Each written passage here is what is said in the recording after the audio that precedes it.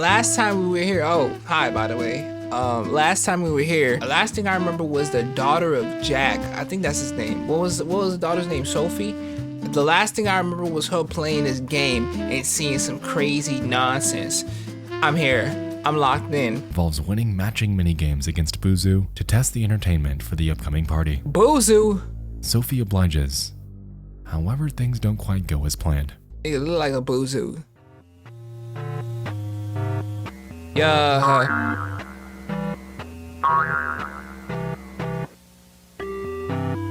Buzu. Yeah. Congratulations! You're very good at this. Right. It's time for the next minigame after this is called Spot the Difference. What the hell? And is pretty self-explanatory. After a few rounds though, the game glitches, displaying the... Actually, I'll just let you experience it on your own. Why? Why not just tell me?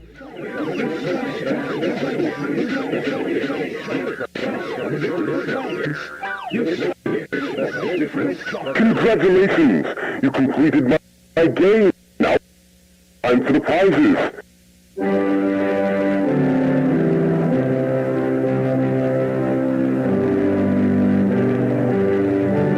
This is a church song? Missing 0714, missing 0714, missing 0714, missing 0714, missing 07.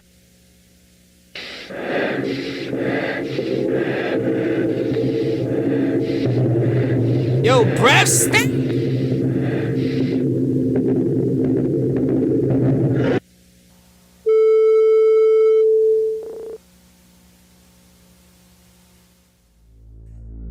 What the hell? Missing 07. Talk to me, Nexpo. What this mean, bruh? It seems to me that the face in that game isn't actually Jack Walten like I initially assumed. It's my uncle. Since for him, he went missing on the 11th of June, not the 14th of July. With this in mind, if we think back to the end of the Relocate Project video, the names on that list were Jack, Susan, Charles, Rosemary, Sophie. So we know that this isn't Jack or Sophie. It's and Charles? We also know that Susan and Rosemary's corpses are stuffed inside other animatronics. Who the hell is Charles? The only name remaining is Charles. Charlie? Leading me to wonder how they're related to PSI or anyone in this entire saga at all. You bit me. Anyway, back to the farm. Sophie continues. Ominously quiet and littered with missing posters, she explores a bit while expressing concern that she just might know the people within the posters the game's been showing her. A short while later, she approaches Pete's barn before the game glitches, displaying one last minigame for her to complete. That of Shaw the Lamb, the same animatronic we know to represent her mother. Oh. The minigame this time is simply hide and seek and initially has Sophie's character finding Shaw. Ain't Sophie kill her mom? Like that's the theory so far.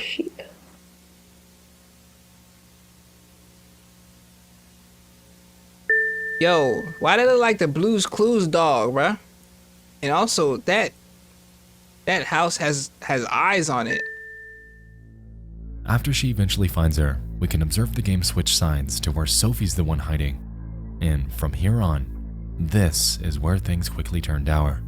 Bruh, it's been dowered the whole time, like... Yo, the house is literally looking at me.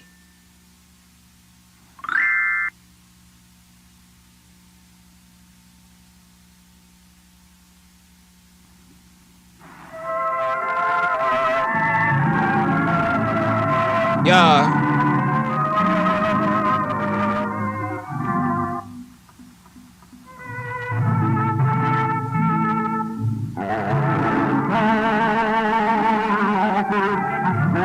Is operatic a still word? Beautiful to you, Sophie. I know you found you.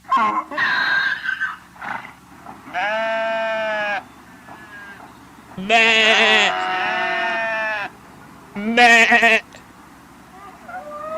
Oh God, nah, I understand. Yo, we gotta get them sheep out. When Shaw approached us, the screen cut to what I'm assuming to be the night that Rosemary went missing, with the text reading, I know where he is, Rosie.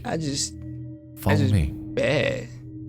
Now, initially I'd assumed that this were someone else, like the voice of Bond, since they're referring to her as Rosie. And nigga Bond be However, thinking tweaking. back on that scene from the Relocate Project tape,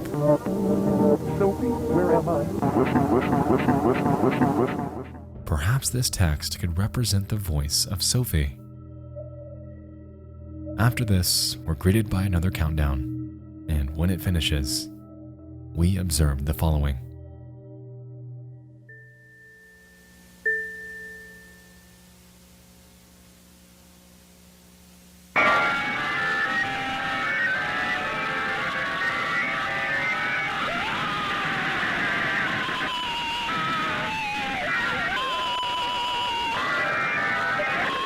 Holy shit. Holy shit. Holy shit. Yo, these animal tonics be tweaking, bro.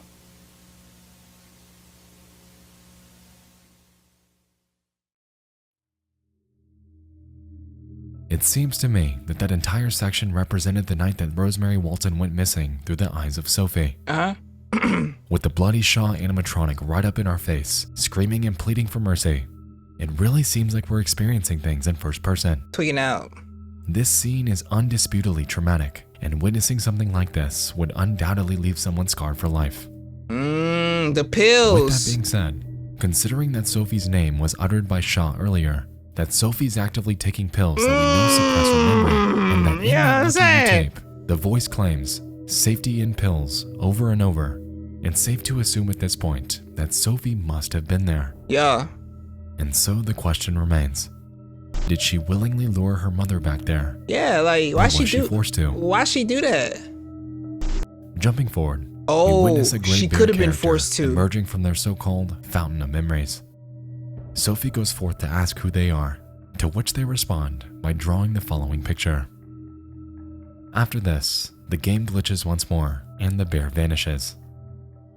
A few seconds later though, we're greeted with the picture of a house labeled May 2nd, 1974, and on the doorstep, 2 children. Sophie claims to remember it. That's my old house. I Hello, think. Bob. I'm so glad you're here to help me clean the code base. Wait, did Sophie have relatives? All that's left to do is check.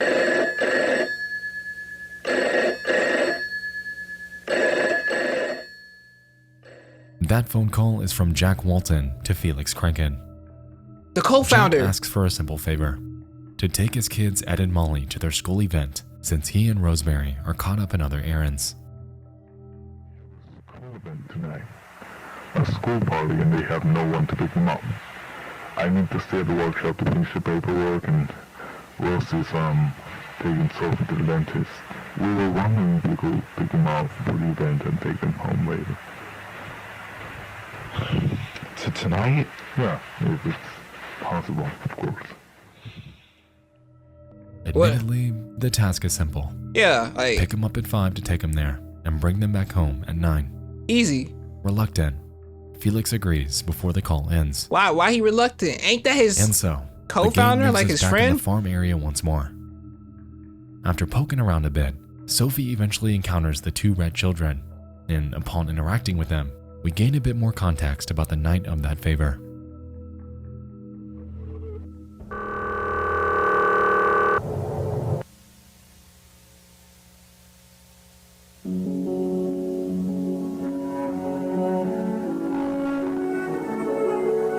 Yeah.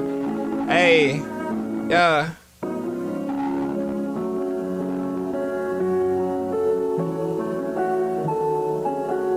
Yeah, and they looking for. Yeah. That's Ed and Molly. That's Ed and Molly. Yeah, that's your those are your relatives?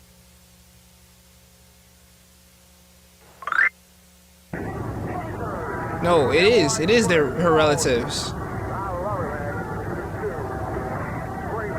Okay, so they're on their way After this to brief the segment, we begin playing in the school at what appears to be 9:37 p.m. Rocket approaches us and says to follow.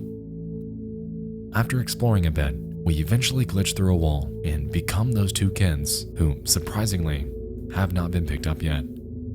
But it's Soon 9:37. after, we encounter Rocket and are shown a scene involving the two kids expressing that they're ready to leave since the school looks creepy at night.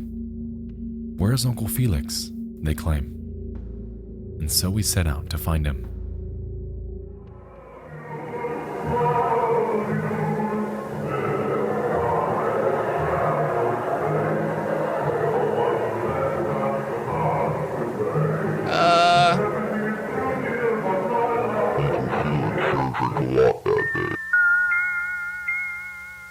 Is this nigga getting drunk, bruh? Shortly after, the scene cuts to 9:53 p.m. and involves Felix and the two kids in the car. They inquire on getting home safely before pressing Felix about drinking before this trip. The speed of the car picks up, with Felix becoming more and more erratic. The children forgive him for his behavior. However, ominously, the text on screen states that it's all your fault before the following takes place. But he's gonna crash, bro. Thanks, Molly.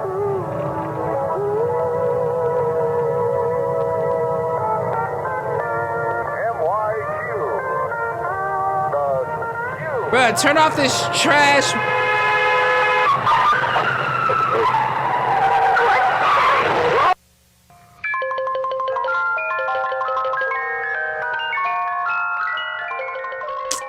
God, bro, them jits ain't do nothing. Now, I believe this, right here, marks the beginning of the end of the relationship between Jack and Felix. Well, yeah, he just killed his Jack's kids. children were killed.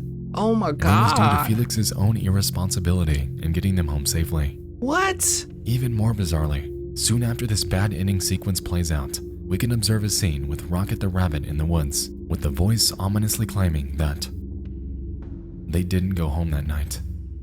He buried them here. He was too scared, He didn't even bring him but they found home? a way out eventually. What? Oh, they went inside the rabbit?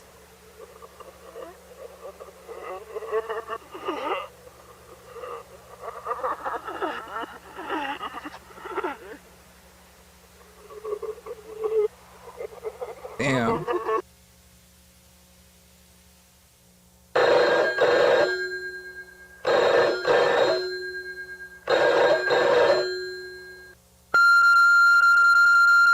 God. You have 25 new messages. Oh my God. It gotta be. Pick up the phone. Now, Damn. I need you to pick up the phone. It's been 3 hours since I told you to get Ed and Molly home. So it's like 11 o'clock right What now. happened to my children? If anything happened, Felix, you must tell me. You haven't told me in 3 hours. I need to know what's going on. I'm trying to call you all night. What the hell is wrong with you? Oh. I've been trying to contact you all night. I've been calling everyone for you. I ain't gonna lie, Jack. What the hell is wrong with you? 3 hours, you didn't call. I asked you to do one simple favor for me. I hate to break it to you, but Felix is a L.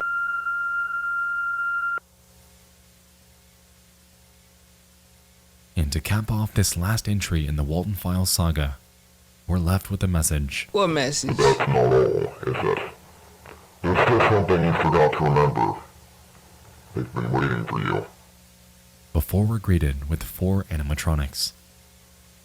Benny, Buzu, Shah, Bon.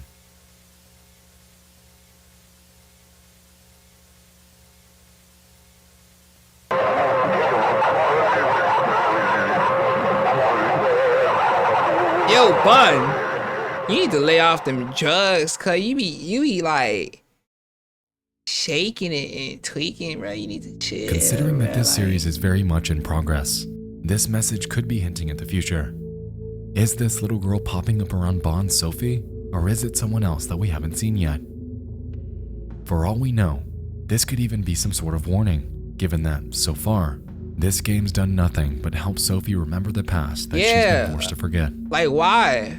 She's the last alive member of the Walten family. Crazy. I'm not entirely sure if remembering and re-experiencing the deaths of her entire family are a good or a bad Bro, thing. Felix, like, really killed the entire Looks like family. we'll have to see. Basically.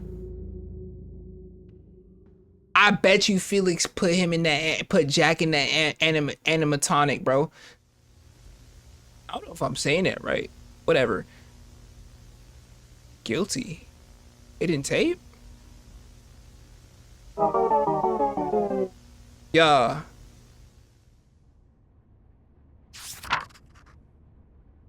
In memory of Edward and Molly Walten. Ed and Molly died Thursday, Our little May red 2nd, children. 1974, in a fatal car accident. They were leaving a party made by their school to celebrate spring. Jack Walten couldn't take his kids to the celebration because of work. A friend of Mr. Walten would take the kids instead. On the way back home, Jack's friend was driving in questionable conditions, thus crashing his car near the road next to the St. Juanas Damn, forest. they were only 12 and 9, bruh. Instantly, both Edward and Molly's lives were taken. You will be remembered, our little angels. At least they didn't go out Our little painfully. red children. Wait, how we know that instantly? Oh my gosh, they're just saying that like they could have gone out painfully, bruh.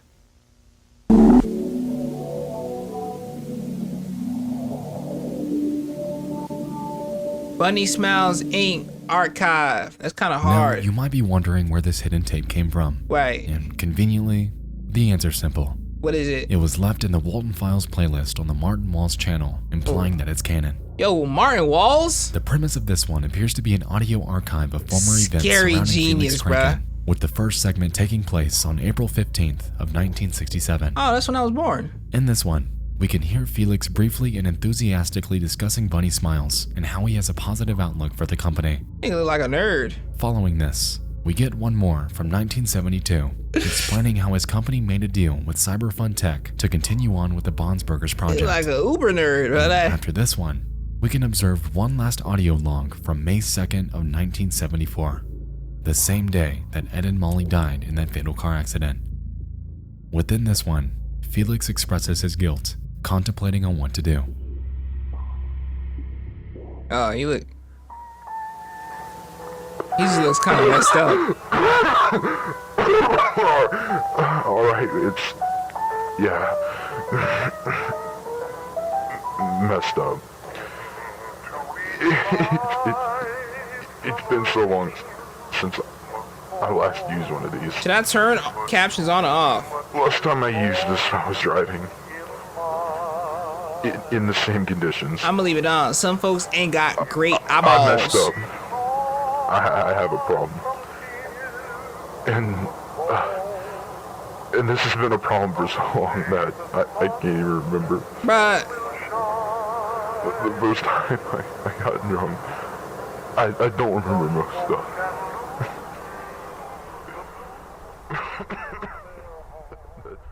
I ain't got no sympathy for this man, bruh. If he really wanted to stop, then he would, bruh. It's really that simple. And that, my friends, What? encompasses the entirety of the Walten Files. No, Nexpo. Dark. Complex. Facts. Disturbing. So, in review, this entire series appears to revolve around Jack's eldest daughter, Sophie Walten. She's important. She's the core, the one that can maintain this ongoing status quo that Felix Kranken's established, or to burn it all down if she so chooses. She was born into a family of 3, with her mother being Rosemary and her father being the elusive Jack. A few years later, 2 more siblings named Ed and Molly would be born into their family. However, due to events that Felix Kranken had a hand in, they would never, ever experience their coming of age. Crazy. Felix was a family friend, someone that the Walten family could trust with everything. They became a Yet, bunny. ironically, is also the main antagonist and the one that ended up killing all of them.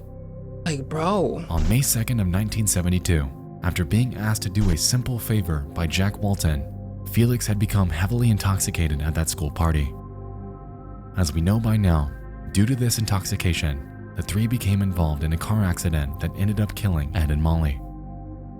Beaten up and unable to bear the weight of his actions, Felix decides to bury them in a forest, the St. Juana's forest, in hopes of hiding his mistakes entirely. Whoa! As we know though, the children wouldn't rest there eternally. Ain't that since the a few same moments forest later, Bond we beat? observe them merge into that rocket doll, appearing to utilize that as their medium to get their fate across to the viewer.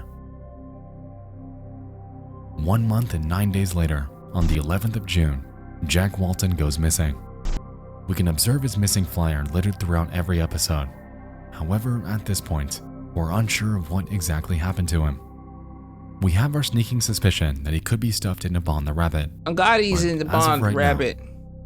That's merely a theory. It's seeming more like Another a month passes, fact. I ain't and gonna lie. Rosemary Walton's grieving over her missing husband and 2 children at Bond's Burgers. She was likely desperate, weak, and open to anything Bruh. she could get on. Rosemary lost a husband. No. She lost her kids, her 2 youngest kids, and then a month later she lost her husband. Her family might be. She hears a voice coming from backstage, mentioning that, "I know where he is, Rosie." And that could be A Sophie. voice that we now know was most likely that of her eldest daughter, Sophie. But why? She heads back there, Nah, hoping but to gather any sort of answer to ease her mind, yet is greeted with the face of death. why Sophie did that? She becomes dismembered as some unknown figure observes from the sidelines. It appeared, at least to this silhouette, that Bond's actions were going as planned, as programmed, and everything was falling perfectly into place. Is Sophie secretly like some type But of that's not to say that these actions didn't go unnoticed, psycho, bruh? since Like- Bond's builder, Susan Woodings, had realized irregularities in Bond just 19 days prior. It's clear to us that he wasn't programmed to behave this way and likely was altered in some form or fashion. Whether that was by Felix or someone else is to be determined. But there was ostensibly a notable change before Bond's Burgers ever opened. ostensibly? And so, Susan Woodings is killed because of her realization. She knew too much and was silenced before she could ever get the truth out there. Just 2 Damn. weeks after her death, we observe yet another, 5 days before that of Rosemary Walton. Charles. We're unsure of the exact identity of this person. However, considering the list of names that Ashley discovered, It's it's safe to Charles. assume that his name is Charles. For now, his relation to the story is unclear. However, I'm betting that his job was in the same vein as that of Susan Woodings, either a builder or a programmer of some sort. Perhaps we'll find out more information about him as this series progresses. Oh, I'm locked Right in, now, bruh. That's what we can roll with. This is such a fantastic July series, 20th. bruh. Bond's Burgers closes Yo. after people reported screams that they heard around 2 a.m. Given the fact that Rosemary Walton was killed on July 19th, it's safe to assume that these screams were most likely her. It seems to me that due to the attention that the restaurant was getting, Felix decided to pull the plug on Bond's Burgers, storing every animatronic inside a top-secret facility in the St. Juana's forest. Yeah, that's a He likely bunker. placed it there because that's where Jack's 2 children died and were buried. Either he built it over the spot where he buried them, or placed it nearby so we could check up on it whenever he was working. These are, of course, just theories. However, I think it makes a bit of sense. It makes Anyway, what? It makes a lot of seems that sense. Felix, from the very beginning, had always planned to reopen Bond's Burgers, moving forward with the past quite literally buried behind him. Most likely, the only reason why he shut everything down and locked it up was to lay low for a bit. To let it all pass. And when people moved on, to bring it right back. This nigga Felix is shiesty, 4 bruh. years later, and the relocate project is finally in full swing. He needs to get stuffed in an Facility animatronic, caretakers are bruh. tasked with the most dangerous job out of all of them, reprogramming the robots themselves. Considering the lack of knowledge that came with Brian and Ashley, it's safe to assume that this facility caretaker job probably was a sketchy one. Beyond. They likely received little to no orientation, no tours, and no heads up on what their supplies were actually intended for. Personally, I think that the extent of their training was to simply watch the numerous BSI tapes.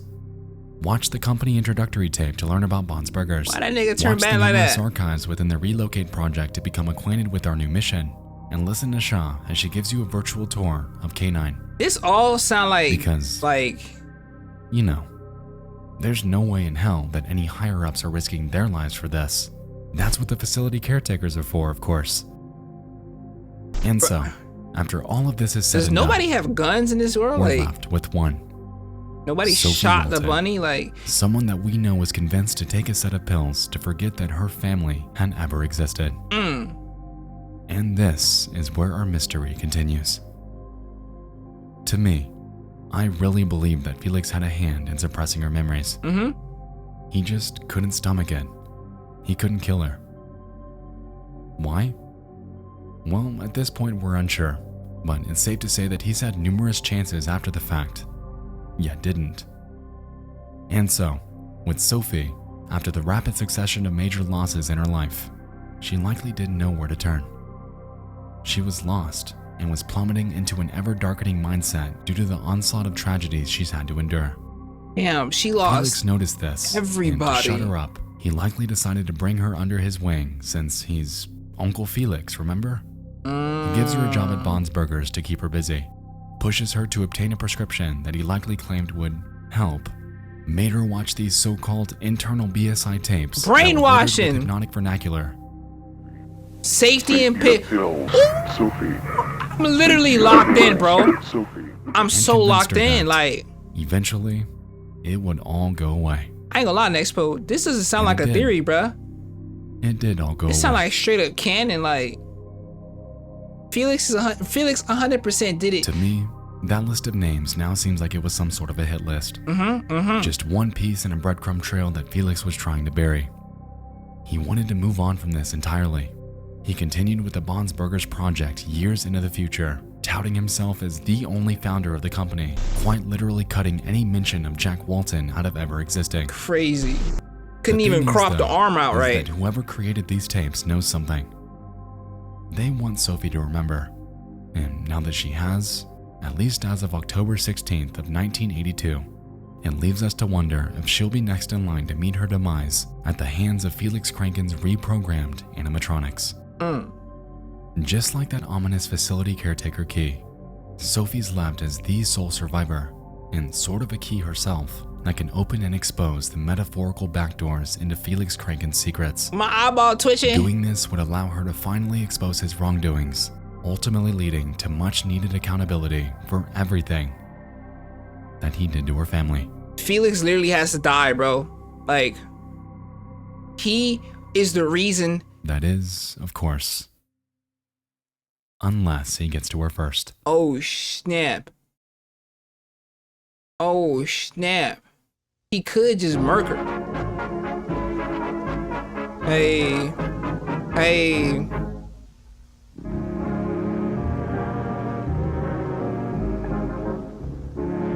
Loss, betrayal, suppression, curiosity, and death. These are the major cornerstones of the Taco Golden Files Bell! tapes, something that I've become absolutely enthralled by in recent months.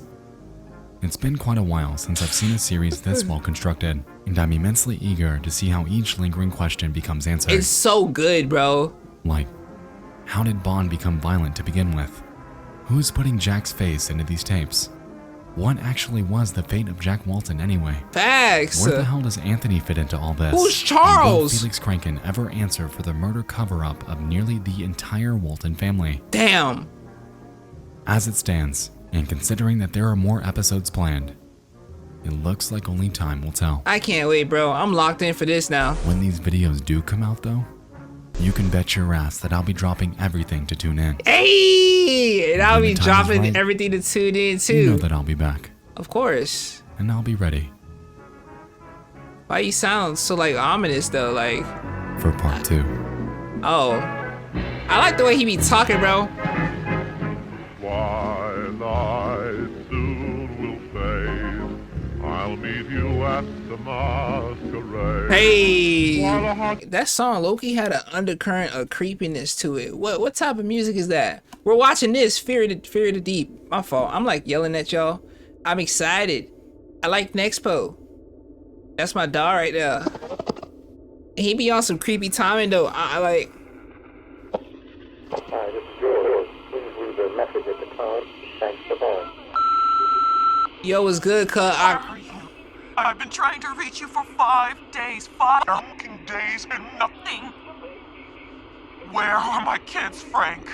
Where are my fucking kids? Fucking kids? Fucking kids?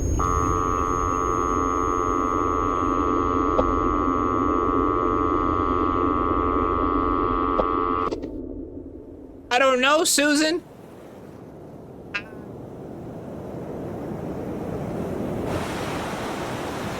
Oh my God, I just want to run out there and never stop. Bro. Y'all know how to... It's a summer day, Y'all know how to surf? and I you're do. out for an ocean swim. I'm like okay at it. You take a breath. I can do a trick. You head under. Whoa.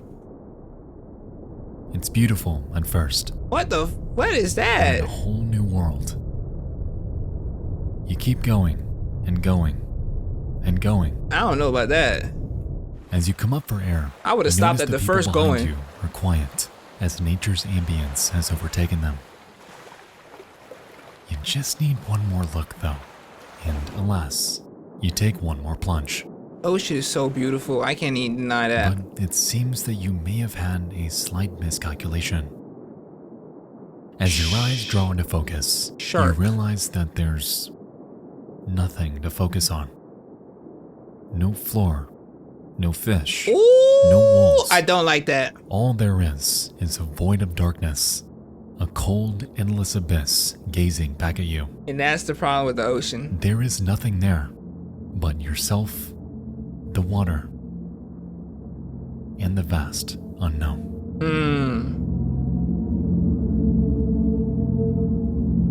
Could you imagine, bro? What?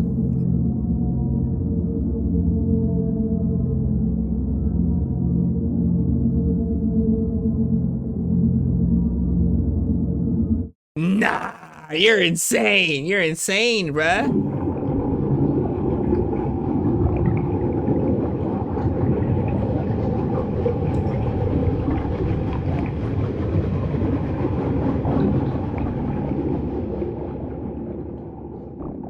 You know, it's funny.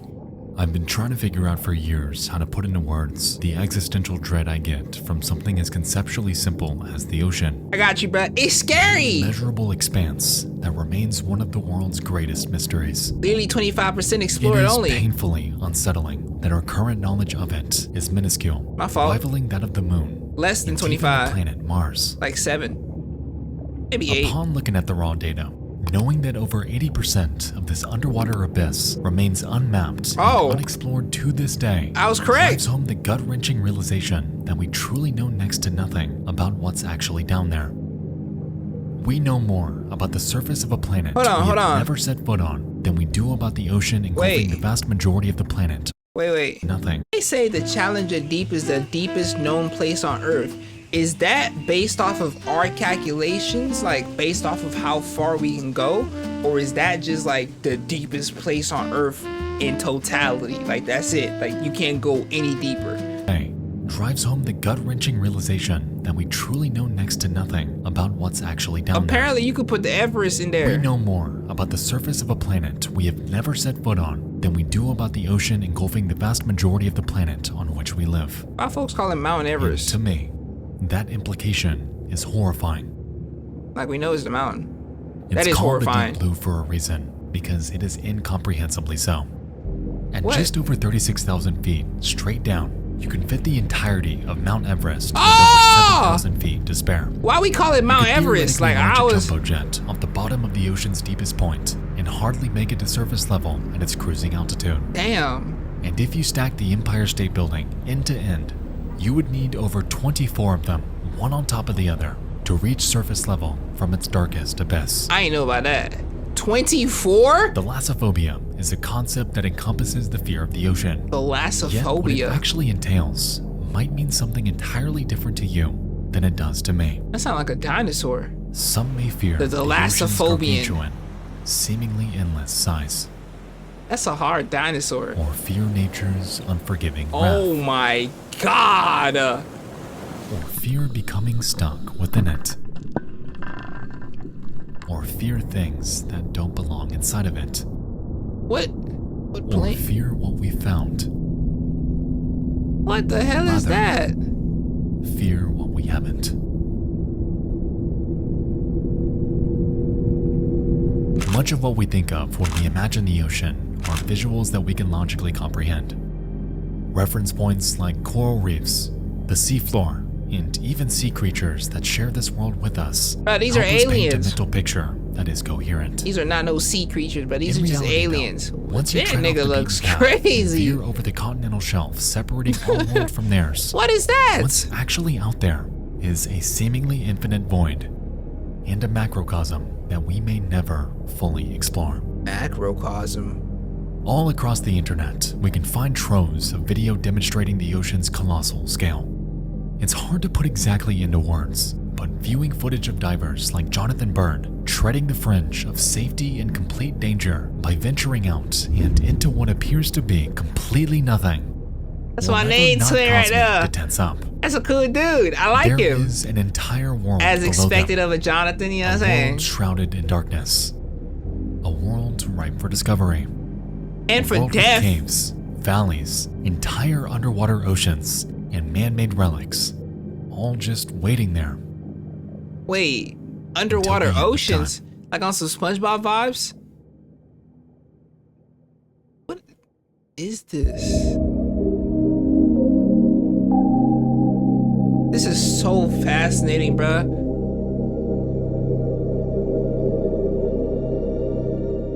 Is this...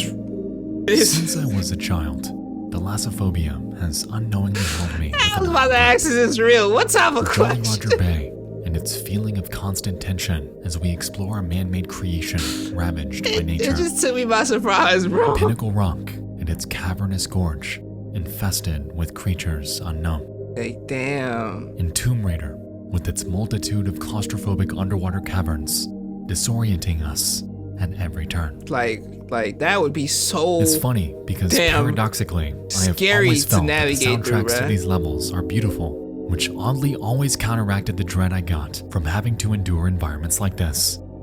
Perhaps it was the fact that in these games we are almost always racing Yes. the clock, lest we drown to death when our time is up. Exactly, With the bro. fact that enemies always move faster than we do. Or What maybe is- it's the lack of visibility. The darkness that shrouds us just feet away, depriving us of any ability to prepare for an impending threat. Whatever game this is looks fire. Or could it be What game is the this? creatures, the monsters who call this unforgiving habitat home? It's the monsters, bruh. I'd be cool with the ocean if there was a shark that could literally chew me in half. Like, that's just their home, bruh. Like, they really... In early 2022, a video game My brain released shut down, encompassing like- every fear that I have ever had regarding the ocean. What? It's called Iron Lung, and you may have heard of it through my fellow creators like Markiplier, Pyrocynical, and Jacob Geller. Nah. The game puts us into the shoes of a convict, trapped in a world far removed from ours. Is he on Mars? At the What the game's hell? beginning, we're told that, out of nowhere, every single habitable planet was demolished in a cataclysmic event known only as the Quiet White Rapture. Rapture sounds crazy. With this, the future of humankind was left dangling by a thread, as only those aboard spacecrafts were safe from it. Okay. For years, the remaining survivors have done what they could to jumpstart humanity, navigating the vast frontier that is the universe in search of any sliver of hope that a habitable planet remains out there. Any success? Guided by nothing but dying starlight, mankind is confined to the vast expanse of nothingness, left to salvage the scant resources left behind on a multitude of barren moons. That would be so despairing, bruh. But on just a handful of them, we find a strange anomaly. What? Oceans of blood that might be the key to unlocking the resources we so desperately need to survive. You and I are tasked with boarding a makeshift submarine that was not designed for extreme depth, navigating an ocean that is completely alien from anything we have ever seen or known, left to search for and photograph natural resources that may not even be down there. Yeah, like, To add insult to injury, It's just the a submarine will be hypothesis. welded shut and the window reinforced with thick metal. A rolling method of navigation, a map, a rudimentary control system, a single camera, and our own intuition, guided by whatever sounds we may hear down there. For all we know, we may not survive. Probably not even. But inside the iron lung, at least we won't know what killed us. True. I would say your chances of surviving is highly low. Cruising depth in roughly 40 seconds. Stand by.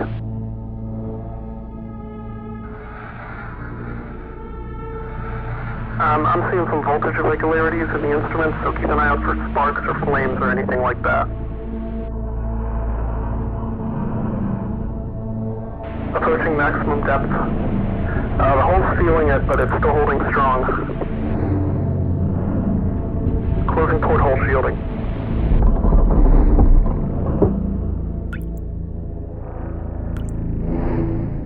We're starting to lose radio signal. Hey, is that? You'll be at depth soon, so refreshing and be careful.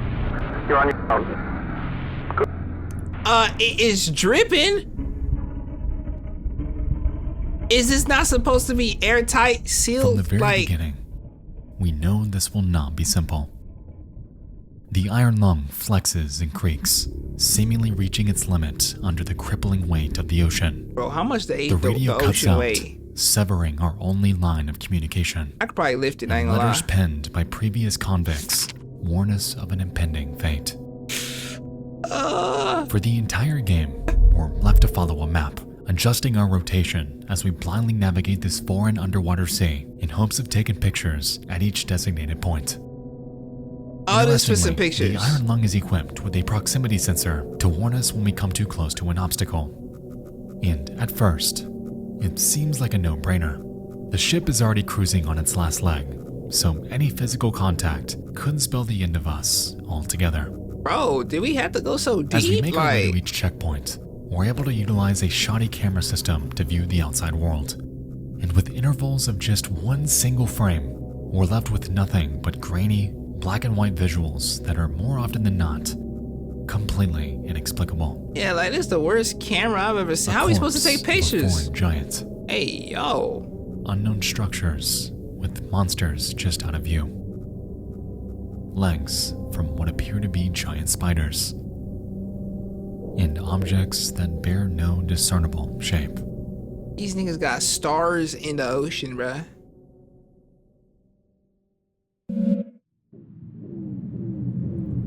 Are we going deeper? Oh no, we're not. The horror of Iron Lung comes interwoven within the very fabric of how it's played. We are confined to an iron cell, left with none other than the dread stemming from our own biases as our minds fill the blanks these grainy images leave for us. And on top of this, it keeps as we dripping. traverse this underwater hell,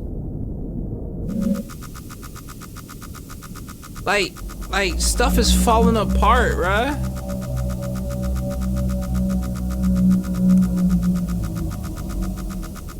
that proximity sensor sure goes wild, even when we're certain there's no obstacle anywhere around us. What that Whatever mean? is out there is lurking, analyzing us for just the right moment. We cannot see them, we cannot prepare, and we have no idea what it is around us. Oh my god, but my stress is mounting. In a way, I it's can't sort of see none. poetic because it resembles the real world. Blood oceans upon vast alien moons aren't too far off from the concept of our own. What? And I think that's what makes Iron Lung so horrifying.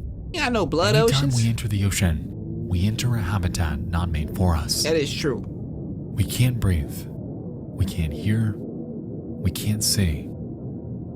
But we can't prepare. Because everything in But they there can. way more equipped than we are. That damn. Tonight, I won't spoil the ending, so if you haven't yet experienced this game, please do, because it'll be well worth your time. Should we play this? The story is engaging and down. thought-provoking. The atmosphere is unmatched for those afraid of the deep, and the ending has a catch that will stick with you for a while. Oh my In my god. opinion, Iron Lung is one of the greatest modern examples of thalassophobia portrayed through video games, and as an avid fan of Subnautica, That's sure saying something. What the hell is Subnautica? What is this game, bro? Yo, I ain't gonna lie, we have to play some games too, bro. Hey. Oh, my fault. Hey.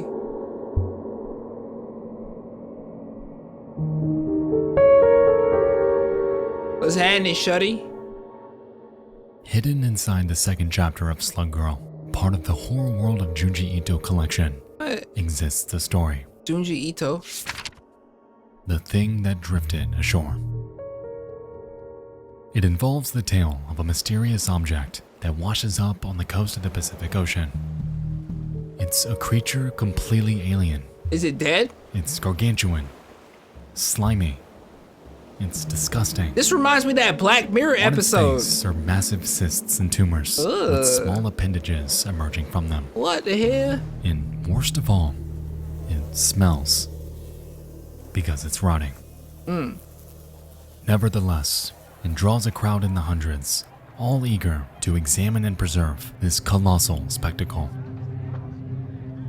Among the crowd, we encounter a young boy with an acute fear of the ocean.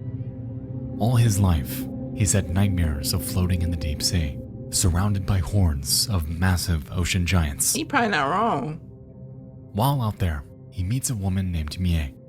She explains that 7 years prior, she had lost her fiancé in a ferry accident. A booger! No trace of him was ever found.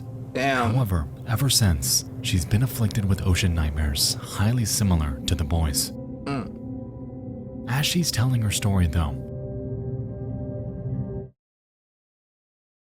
the onlookers notice something.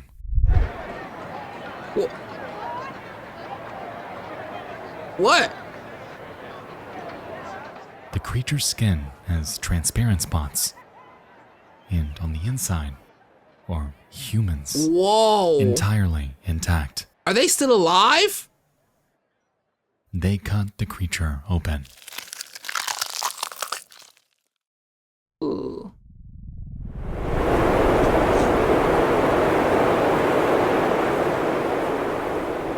Is that all people that came out of his gullet, bruh? Oh my god. This nigga ate a block, like a city block, bruh. The people are still alive, and it's realized that one of them is Mie's fiancé, Oh, the one who went missing years ago. Jesus. Shortly after, the bile-covered people begin to panic, crawling in all sorts of directions like inhuman monsters. As it turns out, they were trapped inside of this thing for years, living off it like parasites as they traversed the pitch-black deep ocean. They need it, they think. And the dreams they had of the ocean giants larger than a school bus were, in actuality, what those inside of it were seeing all those years. Because of their confinement, every person recovered that day was officially declared insane. And the story ends pondering on what else might be out there. That's insane. But what type of story is this? It was just scary, like. The I love Thing it. That Drifted Ashore Where can I is find special more? Because its horror is twofold. On one hand, we have an ocean monster that lives off shipwrecked human beings. Yet on the other, we have the visual of what they saw all confined down there. Grotesque giant fish with massive eyes and appendages. Beasts capable of devouring entire human beings. Like, And creatures beyond our level of comprehension. The ocean is uniquely fascinating because it's the one medium on Earth in which fact can meet fantasy. Ocean monsters can be thought into existence with hardly a way to disprove them within our lifetime. that is The true. potential of what could be overpowers our collective psyche as that curiosity may never be satiated. Damn. That is so It seems fast, that bruh. until the end of time, legendary ocean monsters like the Kraken, the Hydra, and the Leviathan will always fascinate us given our sheer inability to explore the habitat in which they live. Like, we can never Tales of disprove the their high seas, existence, of bro. tragedy by the hands of fantastical beasts will persist evermore, fueling fans and fears of the ocean for generations to come. The thing that drifted ashore nails this mystique in the realm of legend. Cthulhu! Yet it plays on concepts entirely grounded in reality. Deep-sea giants are not fiction, and the condition of abyssal gigantism is an actuality. The farthest thing from fantasy. Abyssal giganticism. Gigantism? Like the giant abyss?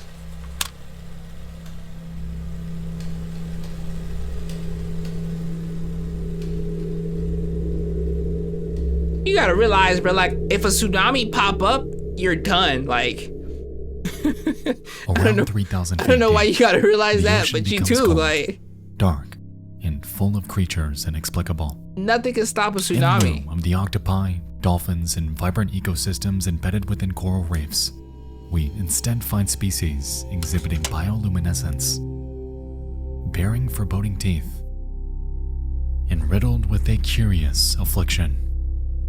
What's the affliction? Colossal size.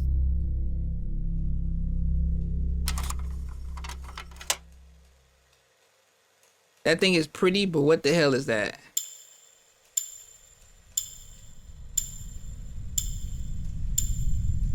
Why they transparent? Like, okay.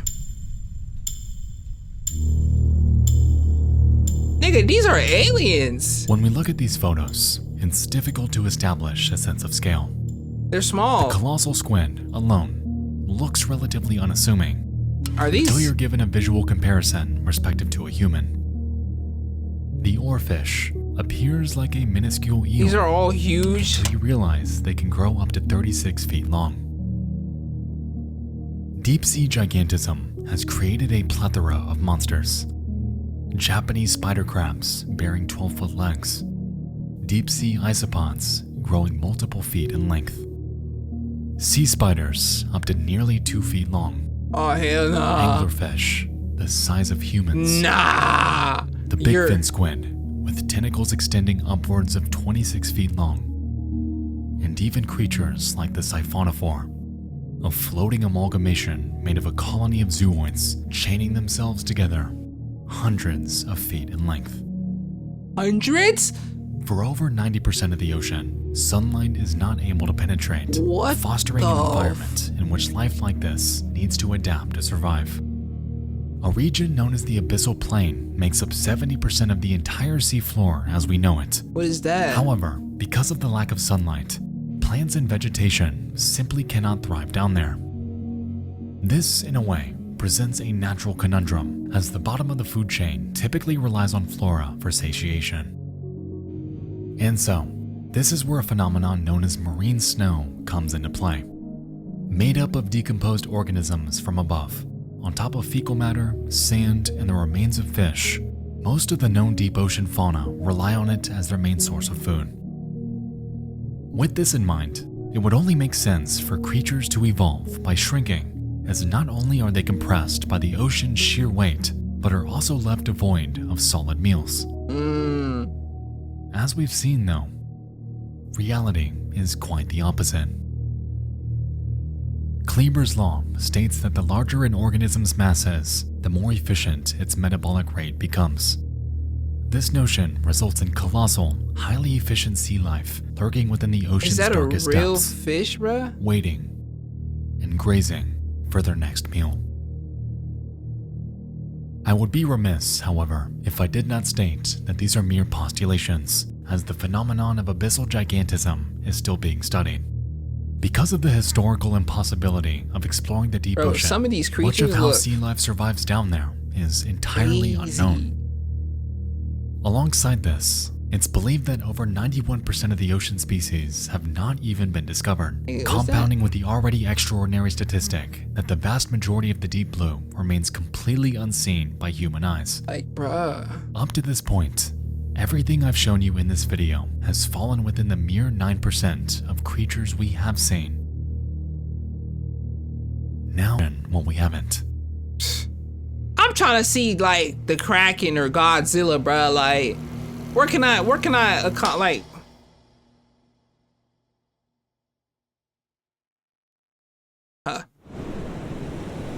You scared me, Nexpo. Why you be doing that, bro?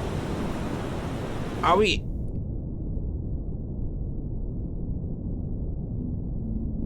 Bro, I don't understand, like, how are there such structures in the ocean? What the hell is that? It goes without saying that the ocean is treacherous. Facts? Yet that hasn't slowed those eager to explore it. Facts. The allure of underwater caves, blue holes, and ocean cliffsides make for an experience both riveting and spiritually fulfilling. Do it? However, it's unfortunately fairly common for deep-sea dives to go awry. What I'm saying, like, spiritually fulfilling?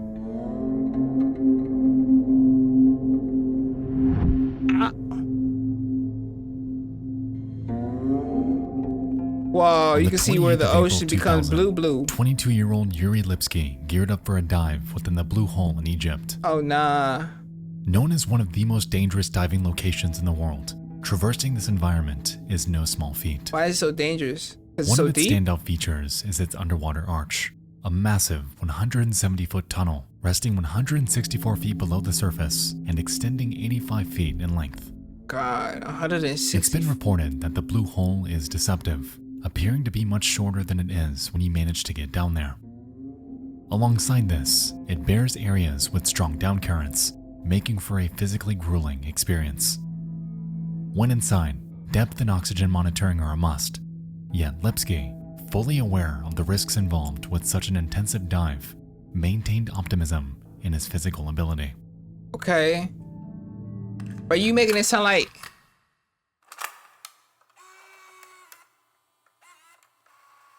Nexpo? Are you taking us with it? That's fire. At 5:03 p.m., Lipsky embarks into the depths. Contrary to standard procedure, he attempts this dive not in a group, but alone. Dang, bruh, no. For the first 2 minutes, we can observe Yuri swimming parallel to surface until he's over the deepest point of the Blue Hole. He then begins a slow, controlled descent before he begins releasing air from his BCD, or buoyancy compensation device, in hopes of sinking faster. Like, should he be doing that? Wait.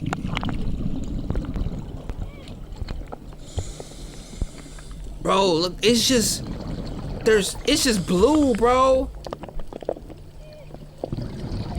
Oh. Okay, cool. Is that the bottom?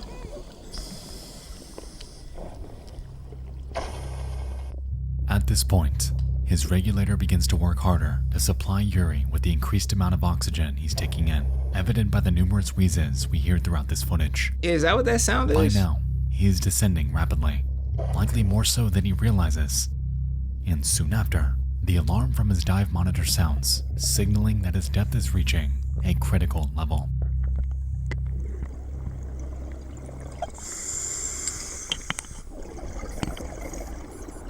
Okay, now go back up immediately. If he ignores the alarm beeping, bro, don't.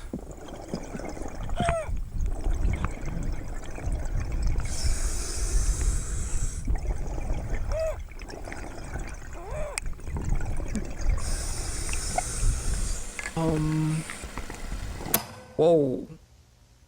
What the hell? Yuri is now over 270 feet below surface, signaling a multitude of inconvenient truths. The oxygen in his tank is quickly becoming toxic. His buoyancy is dwindling, and an effect known as nitrogen narcosis is plaguing him, instilling a sensation of complete drunkenness. Whoa.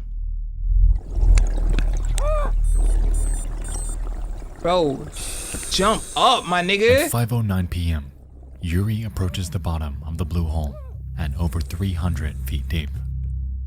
Immediately, he fully inflates his BCD in hopes of returning to the surface.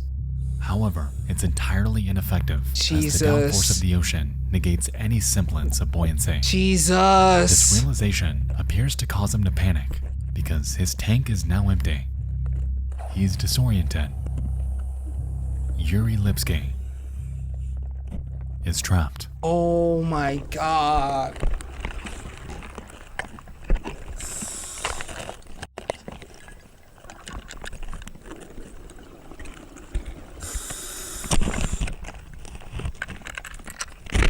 Oh.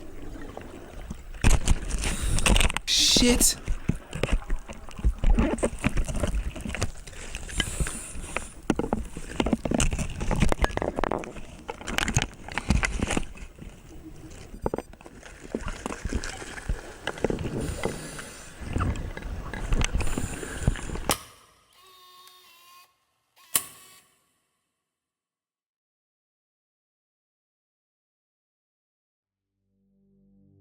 Like, nigga, that's probably one of the worst ways to go.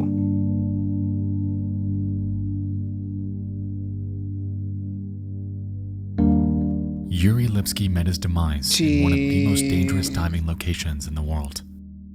He embarked to set a personal record to achieve a depth that he had never before seen. Why he went by himself, Yet in that pursuit, lost his life to the grueling conditions of the deep blue. This nigga ignored safety Since procedures, the incident, bro. Yuri's body was recovered.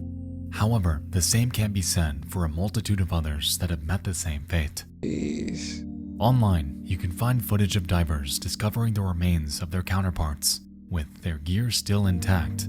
And it's haunting knowing that if those specific divers did not dive in that specific spot, their remains may have never been found, forever confined to the pitch black crypt that is the deep sea. Damn. Could you imagine finding your partner like...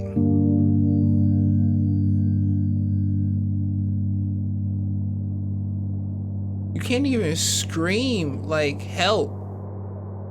Can't even swim back up. Cause I'm assuming the ocean pressure is just bro, that's... Humanity in the ocean It's a have tough way to go, bro. bizarre relationship with death. It's so close. At any moment in the ocean, you could die. Superstorms leveling entire cities. I'm telling you, bro, tsunami, you're Gargantuan done. Waves rocking man's largest ships Like like a it's- halftime toy. Like it's nothing.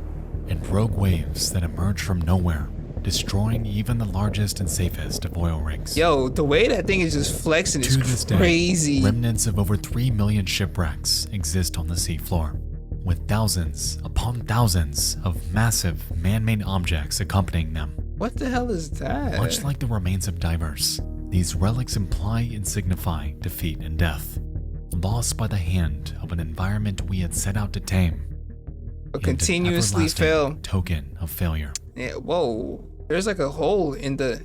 Oh, that's a ship. Ah, that was There's like an a interesting perfectly subset of circular hole in the thalassophobia ocean. I mean, called square hole in the submechanophobia ocean. that delves into the very specific fear of encountering these relics in the wild. It's this primordial repulsion caused by the crippling uncanniness of an object that does not belong, compounded with the lack of any ability to determine its true size. Photo and video of the Titanic, of forgotten animatronics, What the hell is... of ancient relics, That was in the of ocean? passive anchor, of What? sunken airplanes, and the interior of shipwrecks are effectively fueling a newer, more recently discovered phobia made possible by the rise of cameras able to document them. That looks so fire though. It doesn't look creepy. But it isn't always abandoned structures though, as video, like this one,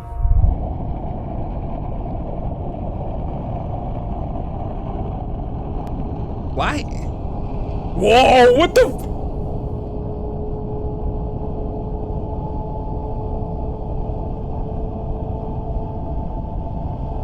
What is that? Nigga.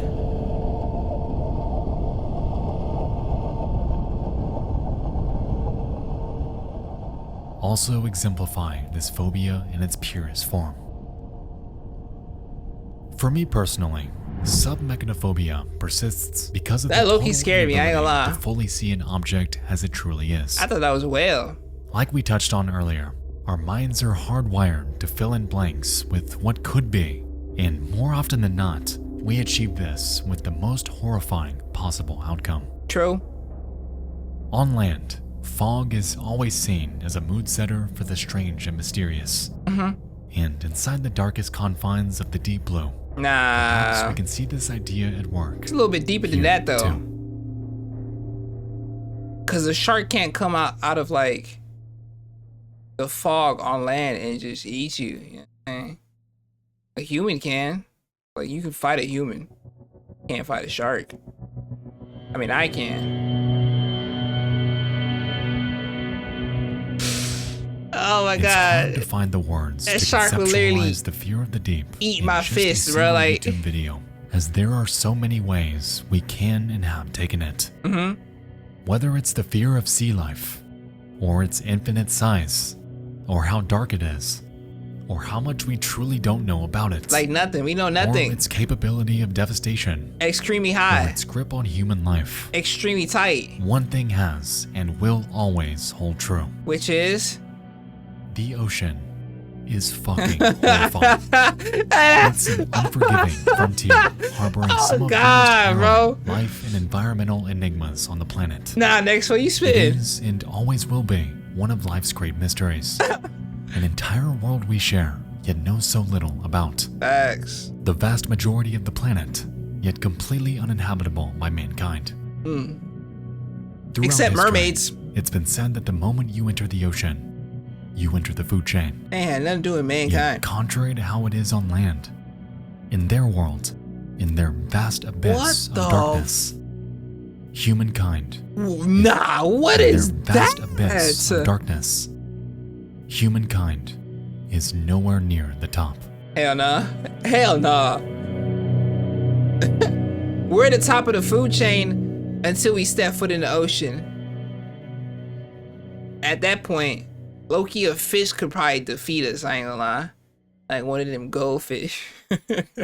If you remove all the factors of these animals trying to eat you, like the ocean wouldn't be such a scary space. All that unknown blue deepness is definitely scary, but it's only really scary because you know that in that unknownness, death most likely awaits. Now, if that fear of death is removed, then your fear of that unknownness is kind of gone, because it's like, I mean, you may not know what's about to pop out, but you know it's never gonna kill you. But we can't make such a claim because whatever pops out most likely gonna kill you. Like that's just what it is in the ocean, bro. Enough of me. No, seriously, enough of me.